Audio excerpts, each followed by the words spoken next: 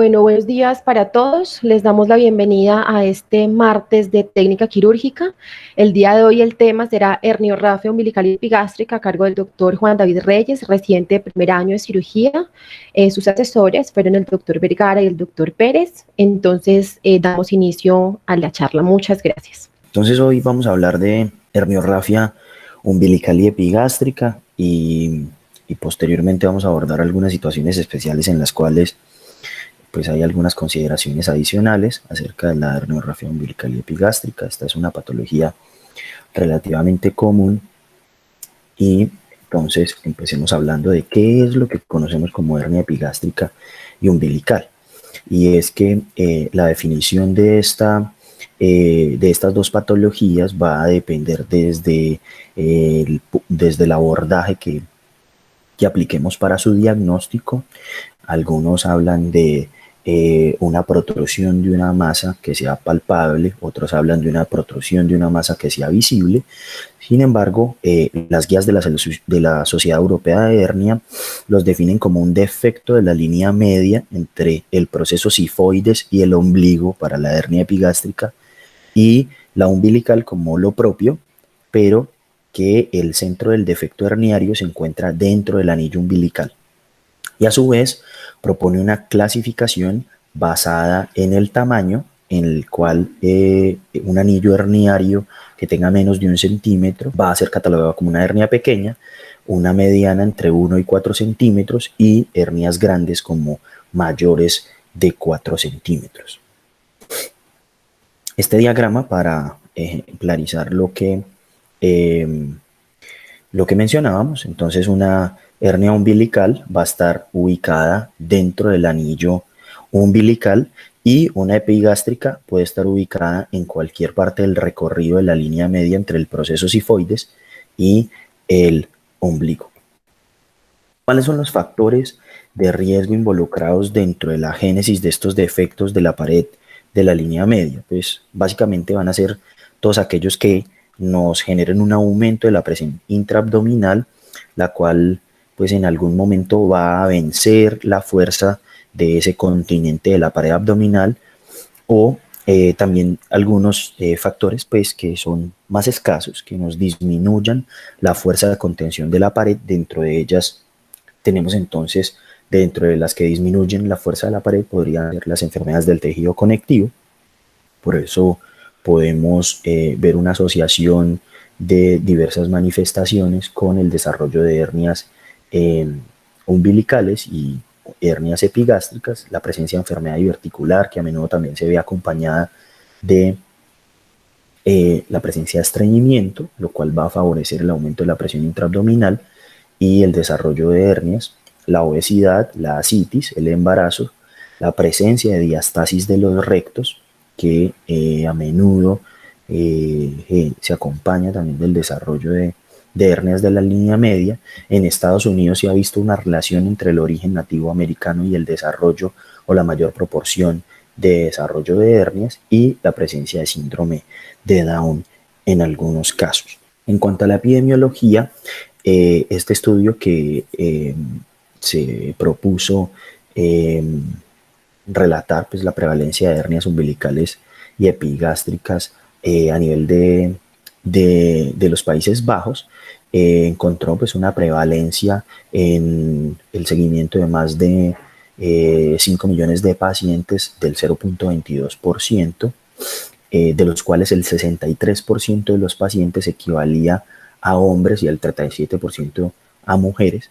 El 80% de esos pacientes que tenían una hernia de la línea media correspondía a una hernia umbilical y el 20% a una hernia epigástrica, y refieren diversas tasas de recurrencia de estas hernias posteriores a la realización de una reparación que variaban en diferentes series de entre 1%, en algunas series hasta el 54%, y la mayor relación con la tasa de recurrencia era el tipo de técnica que se utilizaba para el reparo o para la reparación de estos defectos herniarios, que ya lo retomaremos más adelante. A nivel del diagnóstico, la guía pues es clara en decir que este debe establecerse, o es posible establecerlo de manera clínica, únicamente con la anamnesis y el examen físico en la mayoría de los casos. Sin embargo, si existen dudas acerca de si realmente es una hernia o dudas acerca de sus características, pues este diagnóstico se puede apoyar con el uso de una tomografía, una ecografía de la pared. Sin embargo, pues no es el denominador común, y en la mayoría de los casos solamente con la palpación de la pared abdominal del paciente podremos establecer el diagnóstico de estas dos patologías. Como ya lo mencionamos, hay unos factores de riesgo que están involucrados en la génesis de estos defectos, pero también tenemos unos factores que van a aumentar el riesgo de que ese resultado sea adverso o se presenten complicaciones tras el reparo. Es por esto pues que hay una evidencia que sugiere que la correcta corrección de algunos factores en el preoperatorio de estos pacientes van a impactar en el desenlace que estos pacientes pues van a tener en su posoperatorio. Así entonces la guía nos va a recomendar que se controlen algunos de estos factores que son modificables, como un cese del consumo de cigarrillo en el paciente de 4 a 6 semanas previas a la cirugía, una disminución del peso, ojalá que se lleve al paciente marcadamente obeso a un índice de masa corporal menor a 35, y otras series que recomiendan el adecuado control glucémico como determinantes en los resultados de estos pacientes. Asimismo, las guías recomiendan solamente cuando el reparo va a incluir la colocación de una malla. Si se va a hacer un reparo primario sin malla, entonces pues no va a requerir la administración de antibióticos previo a la realización de la cirugía. ¿Cuáles son las técnicas que tenemos disponibles para la corrección de una hernia umbilical o epigástrica? Entonces aquí vamos a hablar del reparación del ducto solamente cerrando mediante sutura el defecto herniario, y no se va a utilizar la colocación de una malla. Se recomienda entonces, basados en la guía, solamente para hernias que tengan menos de 1 centímetro. La decisión de uso de este abordaje y pues el no utilizar malla se debe comentar con el paciente, se le debe comentar y se le debe explicar que en general el cierre con sutura va a tener un mayor riesgo de recidiva. La recomendación, como mencionábamos, al igual que el cierre de la pared abdominal, es el uso de suturas absorbibles lentas o no absorbibles. Se proscribe, digámoslo así, por la guía, el uso de suturas absorbibles rápidas para estos reparos, y es, digamos, que un tema que genera bastante controversia debido a que tienen un reporte pues, de tasas de recidiva bastante altas en algunas series, hasta el 54%, como lo mencionábamos ahorita, dependiendo de la técnica que se utilice. Entonces, ¿cómo va a ser esa técnica de reparo primario? Este es un diagrama de un defecto herniario de la línea media, sacado pues de Scandalakis. Aquí podemos ver cómo el saco herniario transgrede estos tejidos aponeuróticos pues, de la línea media, y va a quedar cubiertos únicamente por tejido celular subcutáneo y por la piel. Entonces, pues la técnica abierta de reparo primario se realizará pues entonces realizando una incisión medial sobre el defecto, en el caso pues de una hernia epigástrica. En este caso vemos el diagrama de la técnica quirúrgica abierta de una hernia epigástrica. Se realiza entonces la incisión medial, se diseca el tejido celular subcutáneo, se llega hasta la lámina anterior de la vaina de los rectos. Acá podemos ver cómo está el saco herniario, el defecto del anillo y la lámina pues, anterior de la aponeurosis de los rectos. Posteriormente, entonces, reducimos el saco herniario.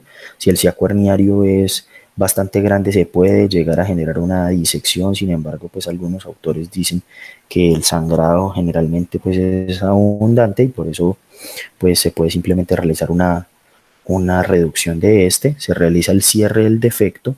No hay un consenso específico hasta el momento en cuanto a si es mejor hacer puntos discontinuos o puntos continuos. Las guías no hacen una recomendación acerca del uso de la técnica específica de reparo en el reparo con sutura. Y personalmente pues yo realicé una búsqueda de estudios que compararon los diferentes tipos de abordaje en cierre primario, pero pues no encontré eh, estudios que compararan el uso de diversas técnicas. En la técnica umbilical, entonces, se hará la incisión, la cual se puede escoger entre una incisión paraumbilical izquierda o una infraumbilical. Se diseca el tejido celular subcutáneo hasta llegar al saco, como vemos aquí en esta zona pues, del diagrama. Posteriormente se realizará la disección del saco de manera circunferencial hasta que podamos clampear este con una pinza de manera posterior al saco. Luego se realiza un corte del saco para liberarlo del tejido celular subcutáneo y de la piel cercana al ombligo. Se reduce pues este saco herniario a través del anillo y se sutura el defecto. Nuevamente, como les dije, no hay un consenso en la guía o una recomendación en la guía sobre cómo debe hacerse este reparo primario, si con puntos discontinuos o con puntos continuos o con puntos cruzados. Y por último, se realiza un punto en U para aproximar el centro del ombligo a la pared, como lo vemos en la imagen, y posteriormente realizamos el cierre de la pared. Estas técnicas que les acabo de mencionar, pues tienen diversas variaciones que en general se pueden aplicar pues diferentes tipos de técnicas de cierre primario, y estas han sido llamadas técnicas con tensión, puesto que van a generar un cierre del defecto que genera mayor tensión en la pared. Dentro de ellas entonces tenemos, por ejemplo, la técnica de Morestin. Esta técnica pues va a realizar un reparo primario del defecto, como lo vemos aquí. Se cierra primero ese anillo herniario y posteriormente se va a realizar una sutura invaginante que va a proteger el reparo primario disminuyendo la tensión. Entonces, como vemos aquí en la vista lateral, se va a ingresar un punto que va a salir paralelo a la línea de sutura principal, pasa por encima de la línea de sutura principal, vuelve e ingresa al otro lado paralelo a la línea de sutura principal, pero contralateral, y posteriormente al ejercer tensión sobre ese hilo de sutura, pues se va a generar una invaginación de esa línea de sutura principal, y pues esto va a generar una protección sobre la línea de sutura del anillo. Esto, pues, como les mencionaba, supone pues un aumento de la tensión a nivel de estos defectos. Por esto esta técnica puede, en algunos casos, dependiendo de qué tanta tensión haya quedado sobre las líneas de sutura, se puede acompañar de incisiones umbilicales para disminuir la tensión que se pueda generar. La técnica de Mayo, en la cual se va a hacer pues la disección, como ya la mencionamos en la técnica de arriba, se reseca pues el saco herniario, se realiza un cierre del peritoneo, posteriormente se realiza una aproximación de los rectos y finalmente se realiza un cierre del defecto tomando la lámina superior, como la vemos acá, la lámina superior, y vamos a suturar con puntos en U, pero desde la base de la lámina hasta el borde inferior que queda libre, lo que va a generar una superposición de la capa superior a la capa inferior, como lo vemos acá. Y posteriormente el borde superior que queda libre se sutura a la capa inferior. Esta técnica pues no es recomendada en la mayoría de la literatura debido a su alta tasa de recidivas, la cual en la mayoría de las series supera el 20% y en algunas puede llegar hasta el 54%, como ya lo habíamos mencionado. Entonces, con respecto al uso de mallas, tenemos que decir pues que es la recomendación principal de las guías.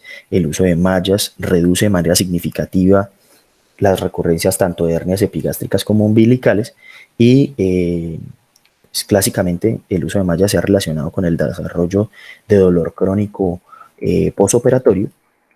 Digamos que esta es una de las desventajas que referían algunos cirujanos para, digamos que, preferir el cierre primario.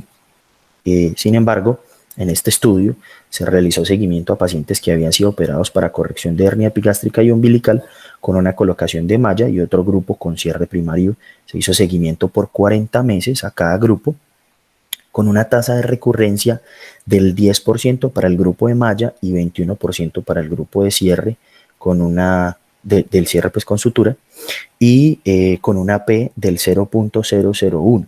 Y el desarrollo de dolor crónico, que fue el objetivo principal de este estudio, se presentó en el 6% del grupo con malla y en el 5% del grupo con sutura, con una P del 0.711. Esto demuestra que el,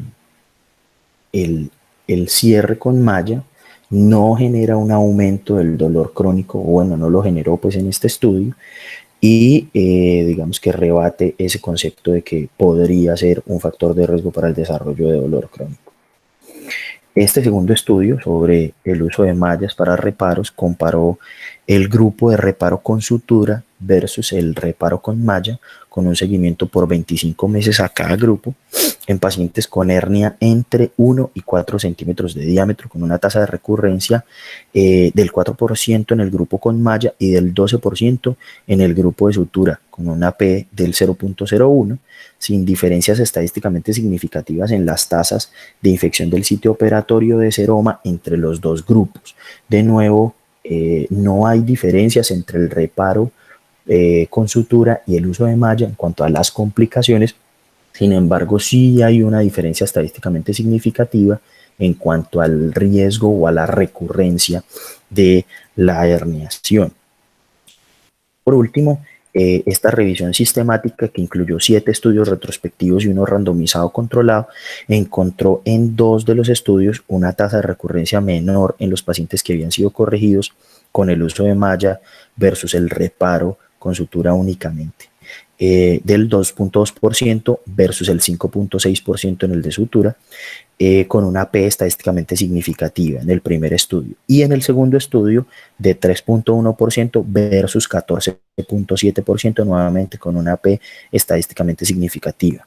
Entonces, como lo mencionamos, la guía hace la recomendación para el uso de malla en defectómetro y solamente deja abierto el uso de sutura únicamente en hernias menores de 1 centímetro, pero pues haciendo la claridad de una decisión concertada entre el cirujano y el paciente.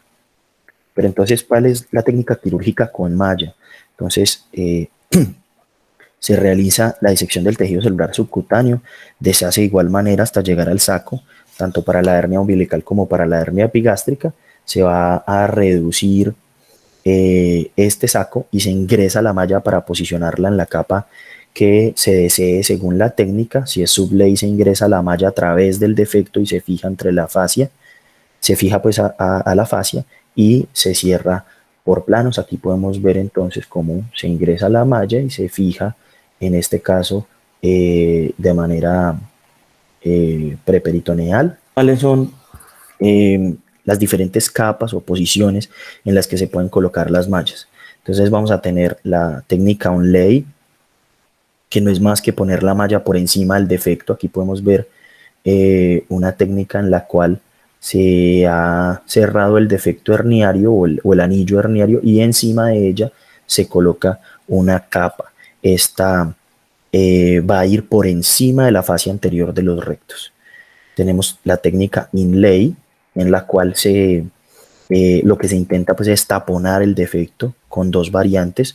Una en la que se hace un rollo con la malla, como lo podemos ver aquí, se inserta a través del anillo herniario tratando pues como de taponar, y se va a suturar los bordes de este tapón a la aponeurosis de los rectos, como lo vemos en la imagen, y como les mencionaba, con una variante en la cual se hace un cono con la malla, como vemos en la imagen, y esta pues se introduce de igual manera a través del anillo herniario y se sutura a la aponeurosis de los rectos. La sublay, en la cual vamos a ingresar hacia los rectos, en donde va a ingresar la malla a través del anillo herniario y posteriormente esta se va a suturar a el tejido aponeurótico y posteriormente se va a cerrar el defecto pues, herniario. Y por último, la técnica underlay, en la cual se accede pues, hasta la cavidad y la malla se va a posicionar detrás del peritoneo. Como lo vemos aquí, por ejemplo, en este ejemplo, en el que se utiliza una prótesis Ventralex, la cual pues va a tener, además de la prótesis, unas bandas sobre las cuales pues va a ser posible, digamos que sostener la malla. Se introduce a través del defecto herniario, pero también a través del peritoneo. Detrás del peritoneo, entonces, se va a colocar la malla y esta zona pues va a sobresalir por el defecto. Traccionamos la malla para que quede adherida pues al peritoneo y posteriormente estas bandas las suturamos a nivel de la aponeurosis. Sin embargo, pues esta pues tiene una desventaja y es que el contacto de la malla con las asas intestinales tiene un mayor riesgo del desarrollo de adherencias. Pero entonces, comparativamente hablando, ¿cuál es el mejor sitio para posicionar la malla? Este metaanálisis en el que se compararon las diferentes técnicas con el objetivo primario pues, de evaluar el riesgo de recurrencia con cada técnica y como objetivo secundario pues, el del desarrollo de complicaciones infecciosas como la infección del sitio operatorio, encontró que la técnica de Subley tenía un menor riesgo de recidiva, como lo podemos ver, o de recurrencia en la tabla, y con un odds ratio del 0.218 y un intervalo de confianza entre el 0.06 y el 0.47, lo que nos hace ver pues que este se comportó como un factor protector y en cuanto al riesgo de infección del sitio operatorio, en esta parte de abajo de la tabla, tuvo un odds ratio del 0.449, sin embargo, en el intervalo de confianza sí se pela con un valor que va del 0.12 al 1.16, transgrede por eso entonces el límite del 1. En este caso pues no podemos decir que se comporta como un factor protector, sin embargo se nota una diferencia matemática con respecto a los intervalos de confianza de las otras técnicas. No siendo una diferencia estadísticamente significativa, pero sí una diferencia matemática que sugiere que puede haber una menor tasa de complicaciones. Sin embargo, el riesgo de recurrencia sí es estadísticamente significativo. Bueno, en cuanto al término de overlap, entonces, de la reparación con malla, primero pues quiero explicar el término ya que contamos con... Juan. Dime, Mal. Juan, paremos un segundo que el profe quiere hacer una intervención, el doctor Giovanni. Los escucho. Antes de avanzar. O sea, una aclaración. Bueno, digamos, devuélvete porfa en las imágenes de las técnicas, porfa con malla. Y yo hago una aclaración aquí porque es importante, porque si no vamos a dejar un mensaje que no es. Yéndote más. ¿Hasta dónde, profe? Cuando comienzan las mallas. Usted me dirá hasta dónde me devuelvo. O sea, donde empezaste la técnica con ahí mallas. Está la... ¿Esa es la primera con malla? Ahí está. En las técnicas donde, profe, de las capas, la de onlay, sublay. No, donde comienzas las técnicas con malla. ¿Esa es la primera de las técnicas con malla o no? Entonces... O más adelante, o sea, vamos aquí a hacer, tengo las de onlay. Bueno, esa otra simplemente pues para la que tiene secado del saco. Recuerde una cosa, en el estudio, en el metaanálisis que usted muestra ahí, que es el estudio de Julie, ¿sí? Que ese es del World Journal de hernia, él lo que hizo fue un metaanálisis de los estudios de los planos faciales respecto a las mallas. Y lo hizo pues, un estudio en ventrales. La hernia umbilical no se comporta como la hernia ventral, y yo les voy a explicar ahora por qué. Entonces, por eso es que incluso cuando usted revisa las guías de cierre de hernia, digamos de hernia umbilical y hernia epigástrica, que son las guías de la HS, que ustedes son las que yo le pasé, por eso es que ellos no tienen la capacidad de hacer una recomendación respecto a cuál es el mejor plano para poner la malla. ¿Por qué? Porque a pesar de que tenemos ese metaanálisis de Julie que usted lo mostró ahí, pero ese es de hernia ventral, no es hernia umbilical, entonces no va a comportarse igual. Las guías no son capaces de hacer una recomendación respecto a cuál es el mejor plano cuando usted va a poner va a poner una malla. Esta primera gráfica que usted pone acá es una técnica Onley. Entonces usted hace un cierre primario del defecto, ¿sí? Del defecto de la hernia umbilical, hace un flap suprafacial, o sea, levanta la grasa, pone la malla, la extiende, la fija, y ahorita usted nos va a explicar lo del overlap, porque lo del overlap aplica para todo. ¿Listo? La siguiente, esa técnica que usted me muestra ahí es una técnica inlay, pero además de que tiene, si es una técnica inlay, tiene además una variante que es lo que se llama un mesh plug. Un mesh plug es eso que usted ve ahí, exactamente, es un tapón, es un cilindro de un tamaño, digamos, de longitudes diferentes. Lo hemos intentado improvisar también para hernia inguinal, ¿sí? Pero la verdad es que los resultados de esto a largo plazo son catastróficos, porque estos bordes, los que están hacia el contacto, digamos, con tanto hacia arriba, en el caso de la hernia umbilical, con la piel y hacia abajo con el intestino, pueden horadar y entrar en alguna estructura, o sea, pueden entrar en el intestino o pueden perforar la piel y exponerse la malla. Entonces, esto es una técnica inlay, pero variante mesh plug. La variante, digamos, pura inlay.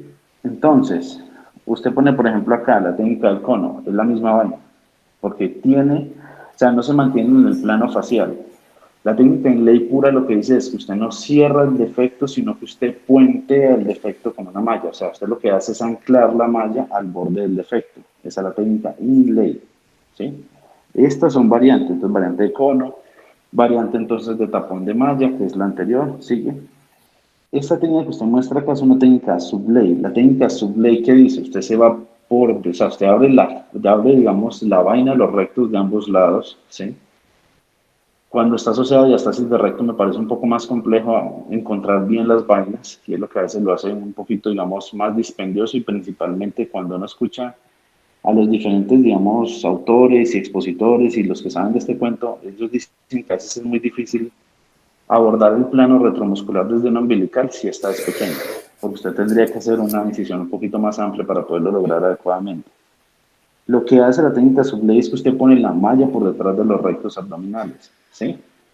Hace pues una extensión y después cierra el defecto de manera primaria. Pero cuando usted pone mallas en el espacio retrorrecto, usted no tiene que fijarlas. Entonces se ahorra la disección suprafacial.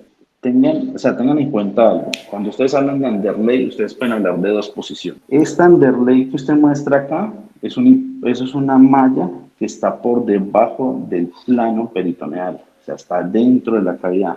Esto es un ventral patch, ¿sí? El estudio que habla de estas mallas es el estudio Morfeo o Morpheus. Pero usted puede poner una malla en el espacio preperitoneal y eso se llama underlay preperitoneal, ¿sí? Porque cuando usted ya la pone intraperitoneal, usted habla de nipón. O sea, esto realmente si uno lo fuera a clasificar adecuadamente, esto sería un nipón. Esto no sería un underlay preperitoneal, porque esto lo que hace es que usted rompe el saco herniario, entra a la cavidad, extiende la malla. Estas mallas son muy fáciles de, digamos, de extender. Ellas ya vienen preformadas, pero son muy costosas, ¿sí? Y yo no sé si usted va a hablar del estudio Morfeo o no, pero en el estudio Morfeo no les fue bien. Si usted la compara con una underlay preperitoneal de una malla convencional, una malla plana, ¿sí? La que sigue. Entonces, este estudio, que es el estudio de Julie, que era el que yo le mencionaba ahorita, es un estudio de ventrales. Esto no puede ser catalogado igual que una hernia umbilical. Ahora, cuando hablamos de ventrales, usted podría decir, bueno, si allá se comportó así, puede que acá sí, pero acá no hay estudios. O sea, usted no podría hacer una recomendación en decirle, por ejemplo, acá pues al otro residente, a los otros docentes, es que vamos por el sublay. El sublay en una umbilical, pues yo le cuento mi experiencia. O sea, yo no soy, digamos, referente, digamos, pues como lo pueden ser otros autores, no. Pero yo lo he intentado y hacer una sublay es complejo si usted tiene una hernia umbilical pequeña. Porque manejar, usted trae el hiato pequeño, tiene que ampliarlo. Si usted lo amplía, no, pues ahí sí no tiene chiste, pues usted lo maneja muy fácil. Entonces, pilas que este estudio de Julie es un estudio de ventrales. Este estudio no es un estudio para hernia umbilical ni epigástrica. Hay una imagen, entonces, de haber sido al comienzo donde usted mostró un verdadero underlay preperitoneal, que es donde usted muestra un corte y la malla está extendida, pero no es esta. Pues esa no está acá, no me la mostró en estas últimas. Pero esa es la otra técnica, que de hecho en las guías son las que más estudios tienen, porque es mucho más fácil. O sea, realmente hacer un underlay preperitoneal en una hernia umbilical o una hernia epigástrica con malla es muy fácil. Me parece que es la técnica más fácil usted podría realizar y podría recomendar con buenos resultados. Bueno, entonces el concepto pues de overlap en la reparación con malla, entonces quería explicar el término pues porque yo mismo pues no lo entendía claramente, y no es más que la distancia en todas direcciones del anillo desde el borde del anillo herniario y el borde final de la malla, como lo decía, en todas las direcciones, como lo vemos en la presentación. Y esto pues se relaciona con el desarrollo de mayor recidiva o con un aumento del riesgo de recidiva cuando el overlap no es suficiente. En este estudio que les mencionaba el doctor, que fue el Morpheus, se encontró que dejar un overlap de por lo menos 3 centímetros en el corregimiento con malla de las hernias de la línea media se relacionaba con una disminución del riesgo de recurrencia. Sin embargo, pues este no era el objetivo principal de este estudio. Digamos que fue un hallazgo secundario. Sin embargo, la calidad de la evidencia en este estudio no fue buena, y por eso simplemente las guías, retomando este estudio, dicen que podría haber una relación entre un overlap de 3 centímetros y una disminución del riesgo de recurrencia. Sin embargo, pues la calidad de la evidencia es débil. Por eso entonces las guías de la Sociedad Europea hacen una recomendación, emiten su concepto pues con una baja fortaleza en la evidencia, en la que recomiendan un overlap de 3 centímetros, por lo menos en la reconstrucción o en el reparo de estos defectos de la línea media. En defectos que vayan entre 1 y 4 centímetros. Y 4 centímetros.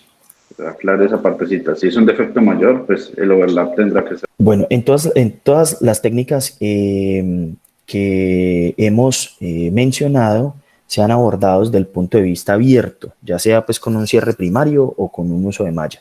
Sin embargo, pues existe alguna diferencia entre el uso de un abordaje laparoscópico versus abierto. Pues este metaanálisis comparó ambos abordajes con respecto al riesgo de recidiva y a complicaciones infecciosas y en cuanto a los días de estancia hospitalaria, encontrando entonces una mayor tasa de infección del sitio operatorio para la técnica abierta, con una P estadísticamente significativa, como podemos ver aquí en el gráfico. En este caso tenemos una P del 0.010, favoreciendo entonces el abordaje laparoscópico en cuanto al riesgo de infección del sitio operatorio. En cuanto a la recurrencia, nuevamente se encontró una mayor tasa para el abordaje abierto versus el abordaje laparoscópico, nuevamente con una P estadísticamente significativa del 0.005, favoreciendo el abordaje laparoscópico. Y por último, en cuanto a los días de estancia hospitalaria, estos eran significativamente menores para el abordaje laparoscópico, nuevamente con una P estadísticamente significativa. Entonces, pues este estudio encontró diferencias, digamos que favorables para el abordaje laparoscópico. Sin embargo, varios estudios adicionales que han comparado los dos tipos de abordaje no reportan los hallazgos igual que este en cuanto a la disminución de las tasas de recurrencia y los días de estancia hospitalaria, pero sí todos, digamos que han coincidido en un menor riesgo de infección del sitio operatorio, y teniendo en cuenta que las técnicas laparoscópicas pues para la corrección de este tipo de hernias no son el abordaje más común en muchas zonas, incluyendo nuestro país, la guía hace una recomendación a favor del uso del abordaje laparoscópico para pacientes que tengan un mayor riesgo de infecciones del sitio operatorio, teniendo en cuenta pues que la laparoscopia disminuye pues esta tasa de infección de los tejidos. Bueno, entonces es bien sabido pues que en cirugía hay múltiples factores que están relacionados con el desarrollo de pobres resultados en cuanto a la patología quirúrgica, pero ¿qué factores entonces están relacionados con los resultados adversos en la corrección específica de hernias de línea media? Este estudio abordó ese aspecto de manera retrospectiva, analizaron entonces 979 pacientes y desarrollando un análisis multivariado encontraron que los factores que estaban directamente implicados en el desarrollo de malos resultados fueron la infección del sitio operatorio, el consumo de cigarrillo, la presencia de diabetes, la obesidad mayor de 35 en el índice de masa corporal, la simultaneidad con la presencia de una hernia inguinal, el reparo de una hernia inguinal y una hernia mayor a 1.5 centímetros. De igual manera, el riesgo se aumentaba un poco más si se tenía uno solo de los factores o dos o más al mismo tiempo. Otros tipos de factores, digamos que fueron descartados debido a que no se comportaron como factores de riesgo en todas las series. Pero como lo mencionamos pues al principio, hay algunos factores de riesgo que se han relacionado con el desarrollo de hernia y pues estos a su vez están relacionados con el aumento de la presión intraabdominal, como lo son el embarazo y la cirrosis hepática, los cuales pues constituyen unas condiciones especiales en las que la corrección de los defectos herniarios pues han tenido digamos que algo de controversia. En cuanto al embarazo, podemos entonces mencionar este estudio que realizó un seguimiento a 30 días posteriores al manejo quirúrgico de 126 embarazadas, dentro de las cuales el 58% de los casos tenían incarceración o estrangulación al momento de la cirugía. En el 95% de las mujeres se realizó un abordaje abierto y a 30 días de seguimiento, 4 de esas pacientes que representaban el 3% desarrollaron una ISO superficial y el 2% desarrollaron una infección de vías urinarias, sin mayores complicaciones en el posoperatorio. Pues entonces, digamos que parados en esto, sugieren que la realización de la corrección quirúrgica de una hernia umbilical en las pacientes embarazadas es un procedimiento seguro y adicionalmente mencionaban que dentro de los hallazgos intraoperatorios el 58% de los casos tenían presencia de incarceración o estrangulación. Por esto, digamos que refieren que es un procedimiento seguro, es un procedimiento con una baja tasa de complicación temprana y lo refieren pues como la posibilidad entonces en el abordaje quirúrgico de las pacientes que presentan hernias en el embarazo. Aquí hay un error, no es ascitis, es cirrosis. Entonces, en el paciente cirrótico, también pues este representa una situación especial de consideración. Este estudio comparó la mortalidad entre pacientes cirróticos y pacientes no cirróticos llevados a corrección de hernia umbilical, describiendo una mortalidad en el grupo de pacientes cirróticos del 1.3% versus un 0% en el grupo no cirrótico, sin diferencias estadísticamente significativas entre ambos grupos, con una P del 0.43. En cuanto a la recurrencia, esta en el grupo de esta se presentó en un 2.7% en el grupo de pacientes cirróticos versus un 6.8% en el grupo no cirrótico, pues con diferencias matemáticas, pero nuevamente sin diferencias estadísticamente significativas. Todo esto sin desconocer que las tasas de complicación sí fueron marcadamente mayores en el grupo cirrótico, como lo podemos ver en la tabla, con un mayor desarrollo de injuria renal, neumonía y encefalopatía hepática, con diferencias estadísticamente significativas que sí se presentaron mayormente a nivel del grupo con cirrosis. Sin embargo, pues la corrección de las hernias umbilicales en estos pacientes, umbilicales, en este caso no estamos hablando de epigástricas, es un procedimiento que no aumenta o que no parece en esta serie aumentar la mortalidad, solamente digamos que pagando un precio en las complicaciones, sin embargo, no presentando un mayor riesgo de recurrencia y no afectando de manera significativa la mortalidad, por lo cual la corrección de hernias umbilicales en pacientes cirróticos es una posibilidad que se puede sopesar. Por último, un factor adicional pues, o especial a tener en cuenta es la presencia de diastasis. La diastasis de los rectos pues, cada vez se describe más como un problema no solo estético, sino con repercusiones sintomáticas y pues, relacionadas en muchos casos con hernias de la línea media. En este artículo entonces tenemos la descripción de una técnica de reparación de la diastasis mediante cirugía mínimamente invasiva.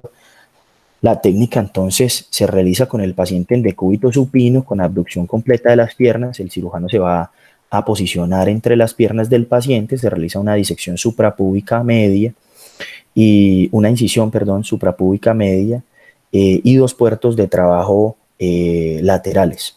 Se ingresa hasta el espacio preaponeurótico, no se ingresa a la cavidad. Luego se va a realizar la disección de este espacio preaponeurótico y se va a insuflar el neumo, como vemos aquí en la segunda imagen. Se va a insuflar el neumo pues, en este espacio pues, que se crea a nivel preaponeurótico. Se extiende la disección hasta 3 centímetros más allá de la línea subcostal y lateralmente hasta la línea axilar anterior. Se genera pues la desinserción a nivel del ombligo y se realiza hemostasis de los vasos periumbilicales con energía monopolar y después desinsertando pues completamente el ombligo. Luego se realiza una aplicatura de los rectos con una sutura barbada desde la apófisis sifoides hasta 5 centímetros por debajo del ombligo. Después de que la aplicatura ya está hecha, se puede realizar una liberación de la aponeurosis del oblicuo externo lateral al borde exterior de los rectos. Se puede hacer unilateral o bilateral dependiendo de si la aplicatura a nivel medial quedó con mucha tensión, y en el estudio ellos lo realizaron mayormente cuando la diastasis tenía más de 7 centímetros. Posteriormente pues se realiza lavado del espacio, se revisa la hemostasia nuevamente y por último se coloca una malla macroporosa liviana que cubra la línea media y que también cubra la liberación de la aponeurosis del oblicuo externo si se hizo. Si no se hizo, pues no es necesario que cubra hasta allá y se fija con una sutura absorbible. Algo que me olvidaba mencionarles es que la aplicatura se cierra con una sutura barbada, como podemos ver aquí. Bueno, posteriormente, pues, de la colocación de la malla, esta se fija con una sutura absorbible y se reinserta el ombligo, y en todos los casos colocan un dren para controlar pues, ese espacio muerto que se generó en los pacientes. En este caso, que es la técnica REPA, no tuvieron complicaciones intraoperatorias. La única complicación postoperatoria que presentaron fue la presencia de seroma en el 12% de los pacientes, sin otras complicaciones, y no reportaron recurrencias de la diastasis a 3 años. Esta técnica fue descrita para la corrección de diastasis con o sin hernia.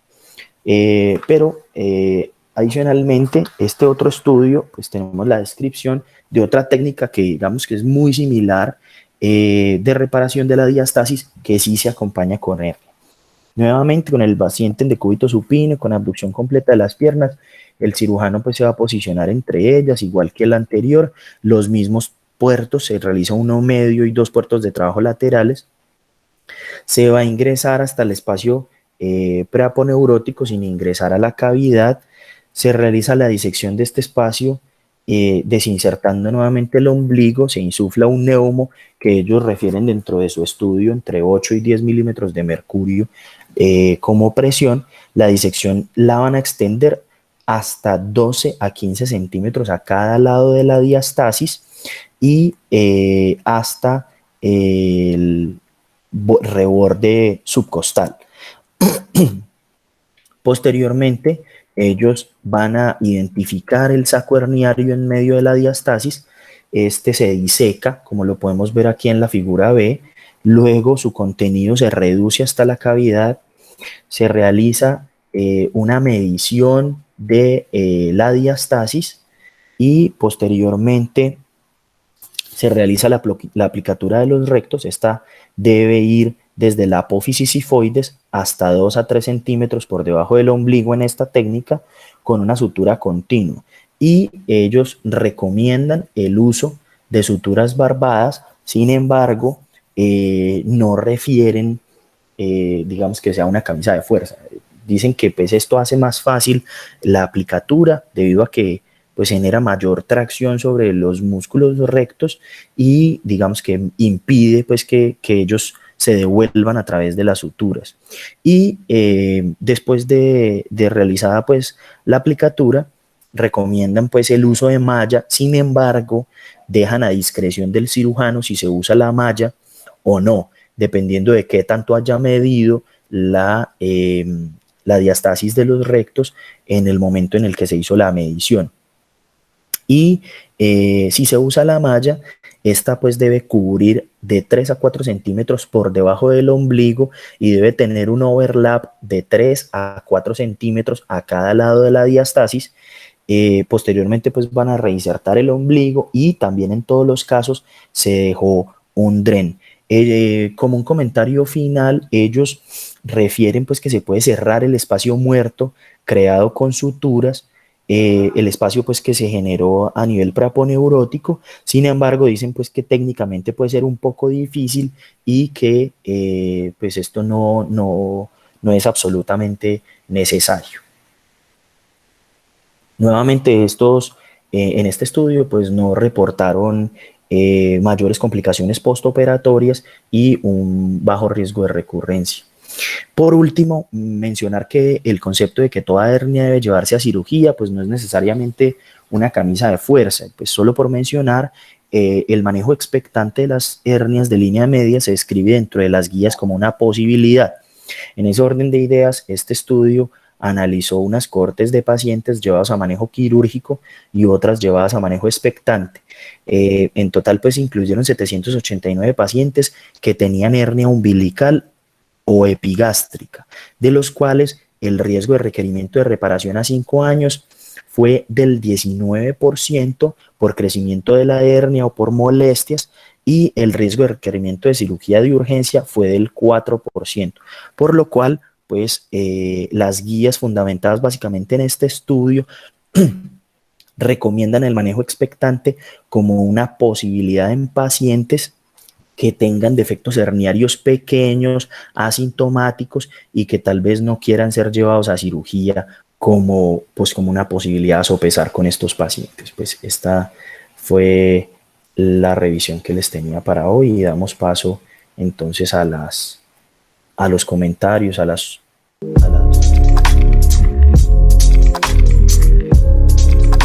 Bueno, Juan David, muchas gracias. Una revisión excelente, muy ilustrativa. Al doctor Pérez y al doctor Vergara, gracias por la asesoría. Les damos paso a los asesores para sus apreciaciones y a continuación el resto de las participaciones.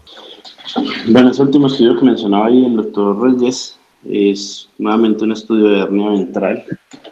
También hay estudios de vigilancia, digamos, manejo expectante de los pacientes con hernia umbilical.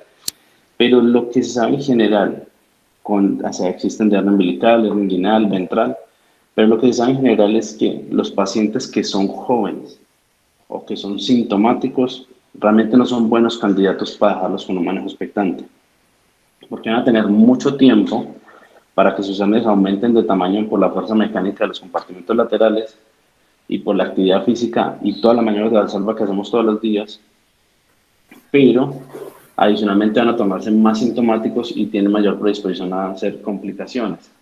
Entonces, cuando uno mira los estudios a largo plazo, muchos de ellos, o sea, podemos estar hablando entre una quinta parte, una tercera parte, están operando en menos de 2 años. porque desarrollan síntomas. Entonces realmente no es una estrategia pues muy buena, muy recomendable en general.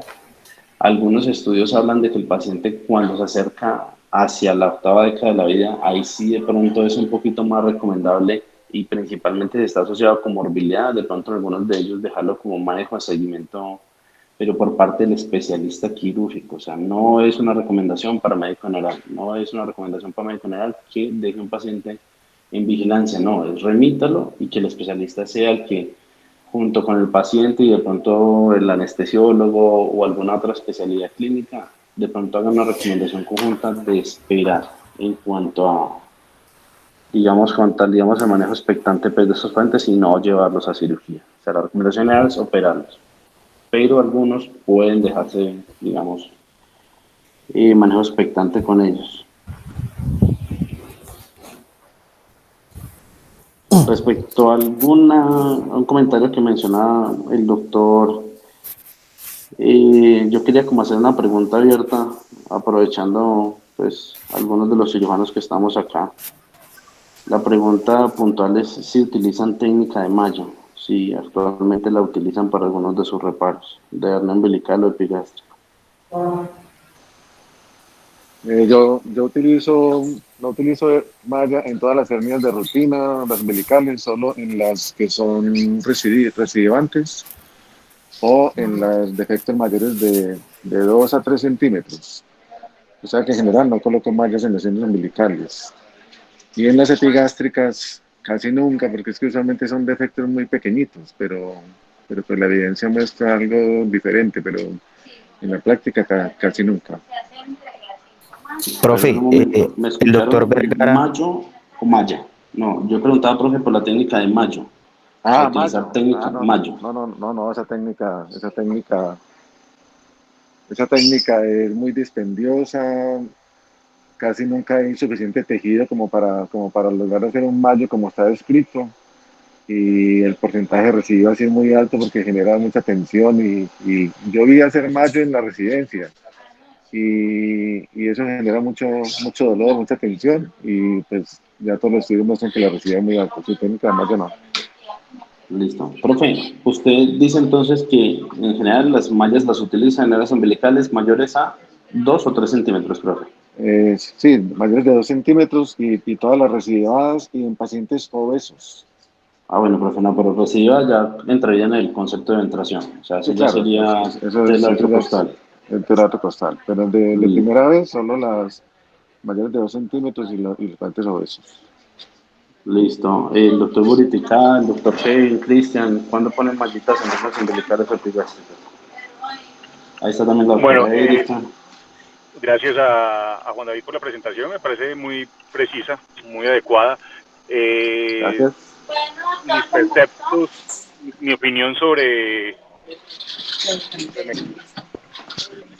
Mi opinión es que si bien a nivel mundial se está escribiendo más sobre poner una malla, es una recomendación, en general los cirujanos aún nos rehusamos a aceptar tal recomendación. De hecho, en Estados Unidos, donde quizás los recursos son mucho mayores y el movimiento del servicio de cirugía es muy diferente, aún allá son menores los cirujanos que optan por poner mallas en un primer reparo de una hernia epigástrica o umbilical. Creo yo que el común denominador de nuestros pacientes no lo van a requerir. ¿Por qué? Pues porque es que la mayoría de las herniografias umbilicales y epigástricas, por lo menos de las que yo opero o de las que yo suelo operar, miden menos de 1 centímetro. Las epigástricas, como decía el doctor Osorio, la mayoría de las veces son puntiformes. Son mujeres que vienen con un defecto diminuto, o que si bien el saco es un poco amplio, cuando uno llega hasta el anillo herniario, son anillos que si mucho miden medio centímetro, ¿cierto? Entonces, esos reparos yo los hago con una sutura no absorbible y ya está. Sí he tenido, y sí es muy importante lo que trae Juan David al final, y es la diastasis de rectos. La presencia de diastasis de rectos y una hernia epigástrica o umbilical favorece la recidiva de la hernia, y por tanto he tenido algunos casos, tampoco es que tenga muchos, pero 3 o 4 casos en donde he hecho tanto el reparo primario como la corrección de la diastasis. Y lo hago, pues no por la paroscopia, sino una incisión supraumbilical de 2 centímetros, quizás me puedo extender un poco más, tampoco es muy amplia, 2 centímetros creo que mide sí, mucho la incisión, y digitalmente y con el electrobisturí hago una disección, tallo el colgajo del flap casi hasta el cifoides. No, la verdad bueno, sí lo puedo sentir, y hago la aplicatura de la vaina de los rectos, de la línea media hago la aplicatura, y posteriormente extiendo una malla, fijándola con un solo punto allá arriba, y intento que me quede bien extendida sobre todo el flap que tallé, y la inserto hasta el ombligo. Son mallas que pueden medir 10 por 4 centímetros más o menos. Son mallas pues delgadas, largas pero delgadas. Y estéticamente en el postquirúrgico he visto un buen resultado. Poner la malla ya sin diastasis de rectos, sí, también la he puesto. Creo que para defectos menores de 2 centímetros no vale la pena, o pues creo que es mi experiencia y la de todos, porque finalmente tampoco es que yo reciba muchas recidivas, ni mías ni de mis compañeros con frecuencia. Yo creo que recidivas de hernias umbilicales habré recibido 5 en 5 años que llevo. Entonces me parece que no es tanta la incidencia de recidiva, comparado pues al 54% que nos dice las series que manifiesta Juan David. Entonces creo que como lo hacemos nosotros es adecuado sin la malla. Hay casos especiales de obesidad, de cirrosis, de ascitis, pacientes que tienen diálisis peritoneal, pues son circunstancias diferentes que obviamente sí se debería poner. Esa es mi opinión. Bueno, muchas gracias a los asesores por las apreciaciones. Hay una pregunta en el chat del doctor Osorio para el doctor Giovanni Vergara, que es si la diastasis se puede manejar con técnicas subley abiertas. Sí, sí se puede manejar con técnicas subley abiertas, pero pues entender que de pronto en ese caso la técnica subley lo que estaría pues, pienso yo, o sea, para mí una técnica subley en ese caso tendría que ser una técnica subley muy extensa. La que mencioné, digamos que una técnica similar o parecida, obviamente tocaría, digamos, como lo que mencionaba Cristian, es una técnica que también está escrita por un señor de apellido Cokerman, es un europeo que también sabe mucho de esta vaina. Él hace una técnica similar tratando de hacer un repo a través de una incisión pequeña umbilical y él sí ayuda de unos Viver pediátricos, ¿sí? ¿Cuál es el problema de esto? Es que si la diastasis es importante hay que entender que también la paciente genera una redundancia de piel. Entonces, a la hora de hacer una disección suprafacial, si esta no es aún, pues no es buena o considerable, primero no vamos a conseguir un overlap adecuado sobre la línea media. Segundo, no vamos a hacer una adecuada fijación de la malla. Y tercero, el paciente podría quedar con una alteración cosmética importante en la piel sobre la línea media, incluso por así decirlo, válgame la expresión, como arrugada, ¿sí? Mientras que cuando se hace la técnica de REPA fue la primera descrita. Realmente lo que yo quería era mostrarles cuando le comenté estos dos artículos al doctor Reyes, es que dos técnicas que dicen lo mismo, pero no es bien visto, digamos, a nivel pues, de la soja, a nivel pues, hispanoamericano, la técnica de Escola, porque la técnica de Escola es una copia de la técnica de REPA, que él tiene registros antes que el doctor Furtado. Entonces, profe, sí se puede, pero yo le diría que si usted va a hacer un sublay para hacer una aplicatura abierta, yo lo dejaría para técnicas de ventración, pero no para una diastasis asociada a un defecto primario en línea media o solamente la diastasis. Yo le haría un repa. Y el otro problema de ese abordaje es la cicatriz. Sí, profe, sería muy extensa. Usualmente vienen es por un problema estético y van a quedar es con un problema peor. No, profe, yo le digo, la técnica REPA es muy, muy bonita o sea, el nivel cosmético en el REPA, o sea, eso para mí debería ser una maravilla de poderlo, digamos, venderlo así a las mujeres, principalmente las puérperas, que son las que más hacen diastasis de los rectos. O sea, hasta un 70% de las mujeres puérperas hacen diastasis y un 30% de ellas van a quedar con diastasis definitivas, a pesar de que hagan diferentes tratamientos físicos, digamos, electroestimulación, estas vainas.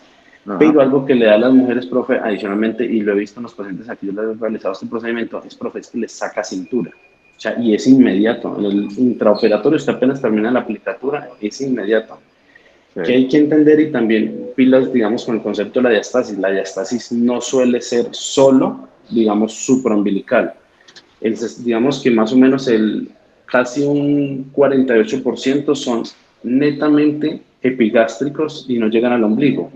Otro porcentaje de más o menos el 24% llegan hasta el ombligo, o sea, cifoides ombligo, y otro que es un porcentaje menor llega hasta la línea arqueada.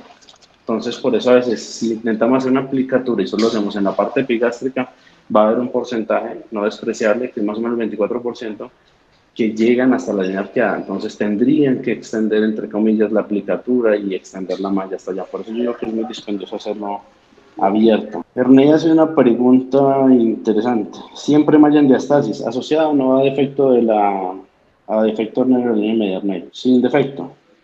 Solamente diastasis. No, no necesariamente siempre tiene que haber malla. O sea, hay que mirar qué tipo de paciente tenemos enfrente.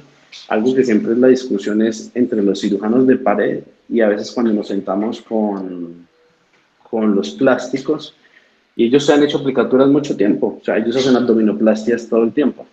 Entonces ellos dicen que ellos no pueden decirlo como en estudios propiamente, pero ellos dicen que ellos a veces con sus pacientes incluso hacen seguimientos, de pronto no los más juiciosos, pero ellos dicen que digamos, como que se dañe la aplicatura, no, que eso no ocurre. Pues sí ha sido como la experiencia de ellos. Pero entonces, si es un defecto de diastasis sin defectos, podría hacerse aplicatura sin... Profe, otra pregunta para todos. Buenos días. Con respecto al reparo primario con tensión en hernias menores de 1 centímetro, ¿cuál sería la estrategia? Pues porque uno ve que la técnica de Mayo, que es la que más se utiliza, tiene mayor recidiva y personalmente los Smith-Jones me parece que producen más necrosis del borde del defecto. Entonces, ¿cuál sería la estrategia? ¿Puntos simples? ¿Colchoneros? La estrategia es sencilla. Nada de Smith-Jones, nada de Mayo, ¿sí? Porque son puntos que lo que demuestran es mayor probabilidad de recidiva por necrosis, ¿sí? Y por tensión. Punto simple, porque usted me está hablando usted me está hablando de un defecto herniario entonces de 1 centímetro o menos, ¿sí? Es un punto simple. Con sutura, digamos, de absorción lenta o sutura no absorbible. Esa sería la técnica por recomendación de las guías, ¿sí? Si usted tiene ya que utilizar una sutura continua, usted está hablando de una hernia grandota. Entonces esa hernia no es de reparo solo primario, esa hernia va con malla. Bueno, en mi opinión al respecto, a la pregunta de Ernei, no hay un consenso en realidad, si es mejor continuos, discontinuos, en 8, ¿cierto? No hay un consenso al respecto. Ahora, pues, aclara Giovanni la recomendación de las guías, pero en realidad no hay un consenso real. Yo, sin ninguna como evidencia, recientemente, creo que hace un par de años hacia acá, hace más o menos unos 2 años, el reparo que yo hago en una herniorrafia umbilical, estoy hablando de un defecto de 1 centímetro, es levantar la cicatriz umbilical. De hecho, no hago la disección que nos muestra en la gráfica Juan David, sino que yo de entrada desinserto el ombligo. Creo que es una disección menos traumática comparado a meter una Kelly por allá rodeando el saco. Entonces yo simplemente desinserto el ombligo, diseco muy bien la fascia, yo creo que al menos 1 centímetro alrededor del defecto, y el cierre que yo le hago es en doble sutura, es una doble sutura. No sé si al final eso me esté generando isquemia y finalmente recidivas tardías. Por ahora no me han llegado y no las he visto, no sé si a ustedes les habrán llegado mis recidivas. Pero entonces yo hago una sutura continua con poliéster y me devuelvo con puntos colchoneros. Eso me impresiona quedar muy bien, ¿cierto? No sé a largo plazo si la isquemia me esté jugando en contra, pero pues por lo pronto los resultados que he visto en los posquirúrgicos a 8, a 10, a 15 días son adecuados, y pues no sé a largo plazo cómo estén resultando esos reparos, pero me parece pues que queda bien, y obviamente es un pensamiento demasiado subjetivo. Lo que pasa, digamos, Cristian, con el tipo de técnica que usted comenta, O sea, es un equivalente a las técnicas que mostraba contención Reyes al comienzo, ¿sí? Si usted utiliza una doble línea de reparo, usted tiene que entender que usted lo que está dando es aplicando tejido. ¿Cuál es el problema de las No, hernias espérate. umbilicales Es que no porque es se que yo no, comporta, digamos? yo no estoy Señor, sobreponiendo tejidos. Es en la misma línea de sutura. No sé si me haga poner, entender. poner etibón y Yo, poner qué yo más. pongo la sutura continua y sobre esa misma línea de sutura me devuelvo. No Yo estoy, no le digo estoy la verdad, sobreponiendo tejido. listo, no, usted se devuelve con la sutura. Recuerde, digamos, hay que tener aquí un concepto en general. Y yo sí he visto mucha residuo de hernia umbilical y les soy honesto, el material que más veo relacionado con residuo de la hernia umbilical es etibón, poliéster. La teoría que yo tengo respecto a eso, no comprobada porque no he podido leerlo en otro sitio, es que el problema del etibón es que causa reacción granulomatosa en la cicatrización de la pared abdominal, lo que perpetúa la inflamación, altera el resultado final y se traduce en recidiva. Yo he visto, digamos que la gran mayoría de las recidivas que yo he visto, la he visto asociadas a ese tibón. Por ejemplo, yo no lo utilizo para ningún reparo, excepto por comodidad de pronto a veces en las aplicaturas, pero el resto no la utilizo para nada más. Pero es por eso, es por la reacción granulomatosa que causa. Si, Cristian, si usted es consciente, digamos, por ejemplo, si usted devuelve una línea de sutura, ¿qué significa? Que ya la relación que de pronto usted hizo, pero es que yo lo que digo es, si usted hace una sutura continua es porque tiene un defecto, qué sé yo, al menos de 2, 3, 4 centímetros, porque usted cómo devuelve una sutura en 1 centímetro. O sea, lo que yo digo es, tendrían que ser defectos que ya se salieron de la recomendación de hacer un cierre primario.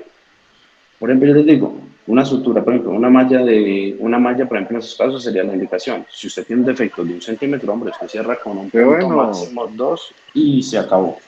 Porque usted cerró el defecto. ¿Qué es lo que pasa? Y es el problema acá, y por eso no nos podemos confiar. Primero, nosotros no hacemos seguimientos a largo plazo a estos pacientes. Lo otro que hacemos, generalmente a nosotros no nos llegan nuestras propias residuos, que es lo que siempre decimos. Entonces, ¿qué tenemos que hacer? Es ajustarnos a los que sí hacen seguimiento. El profesor tiene por allá. Uy, bueno. El problema para si nosotros no hacemos seguimiento, nos tenemos que ajustar a los que sí hacen seguimientos. Entonces no nos podemos cerrar que es que a mí no me llegan las recididas o es que yo veo un resultado 15 días. Los seguimientos en hernias a cualquier nivel y eventuaciones deben ser a 5 años, idealmente. Al menos 3. Y yo creo que nosotros no tenemos un paciente seguido a 3 años siquiera, o de pronto una eventuación por ahí, una que otra. Y eso que alguien que de pronto tenga alguna consideración especial. Pero el resto no tenemos eso. Entonces nos toca seguirlos a quién. Al Herniamed, tenemos que seguirlos a los daneses, que son los que tienen sistemas en que usted cuando opera una hernia, usted como cirujano tiene que escribir en un instrumento que se sube a nivel nacional. Y por eso usted tiene esos registros tan violentos. Por eso es que la técnica de Mayo está registrada, porque también lo hicieron los españoles, ¿sí? Y tal vez el cuento es acá, nosotros tenemos que regirnos a eso. Y el problema, lo que yo les digo, una hernia umbilical no se comporta como una hernia ventral, es porque el anillo umbilical es un anillo fibrótico, no es un anillo vivo. Entonces, muchos de los problemas que tienen es que ellos no hacen una cicatrización entre los bordes de los anillos, que sí lo puede hacer una hernia ventral, ¿sí? Entonces, esa es la causa por la cual una hernia umbilical generalmente, digamos, tiene una mayor probabilidad de recibida versus lo que podría usted tener de pronto a veces en resultados con ventrales. Porque usted tiene, sí, en ese caso, tiene orificios o bordes vivos. Esa es como la consideración que uno debe tener, en especial como cuando uno dice la herniecita umbilical, ¿no? La herniecita umbilical es muy desagradecida, pero es por eso mismo. Y recuerden que no solo la diástasis de rectos está relacionado con los factores de riesgo de recidivo, ¿sí? Si yo tengo un paciente con sobrepeso, pero tengo una hernia, aunque sea menor de 2 centímetros, se va con malla, porque eso dicen las guías.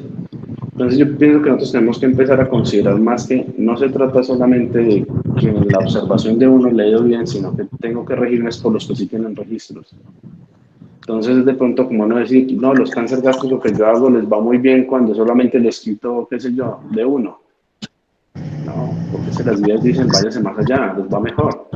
O es que yo a mis cáncer gástricos parece que les va bien y no les hago quimioterapia pre. No, las guías dicen, muchos de los pacientes se benefician de quimioterapia prequirúrgica.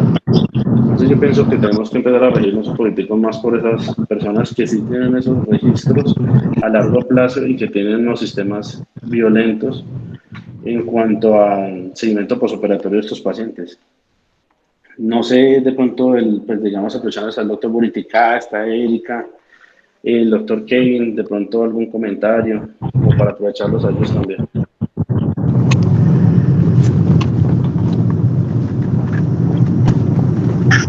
Sí, ¿me escuchan? Sí, señor. Sí, sí, a mí me parece interesante pues la charla porque la verdad pues hay conceptos nuevos basados en las evidencias que hay acerca de las residuas de muchas técnicas que veníamos utilizando desde hace mucho tiempo, ¿cierto? Entonces a mí me parece que estoy de acuerdo con el doctor Vergara en el sentido de que uno se tiene que ir adaptando a lo que los estudios van mostrando, ¿cierto? Si los estudios muestran que hernias por encima de, o sea, que por debajo de 1 centímetro se pueden manejar con puntos, pero por encima de 1 centímetro ya necesitan malla porque las tasas de recidiva son mejores, son menores, perdón. Yo pienso que valdría la pena, pues como escuela, empezar a revisar esa parte. Yo pienso que deberíamos empezar a formarnos como escuela en ese sentido y a empezar a usar las mallas según las indicaciones que las guías que nos han presentado y que están pues ahí disponibles así lo refieren.